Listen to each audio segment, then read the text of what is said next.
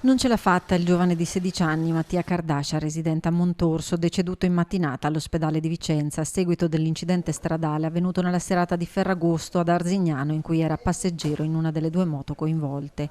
Uno scontro tra auto e due moto, le cui dinamiche sono al vaglio della polizia locale di Arzignano, che si è occupata dei rilievi. Feriti nell'incidente anche altri due giovani, uno dei quali in gravi condizioni. Sul posto immediati sono stati i soccorsi del 118, il personale ha stabilizzato i feriti che sono stati poi portati in ospedale. Anche la squadra dei vigili del fuoco è intervenuta per mettere in sicurezza l'area del sinistro. Tragedia che ha colpito la comunità di Montorso, che si stringe al dolore dei familiari della giovane vittima.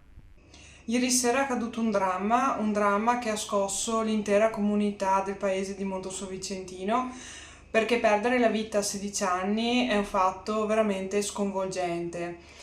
Come primo cittadino e quindi a nome dell'intera comunità di Montosso Vicentino voglio esprimere tutta la nostra vicinanza alla famiglia del ragazzo deceduto.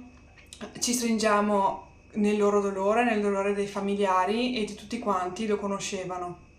Arrestato è ai domiciliari l'automobilista coinvolto nell'incidente.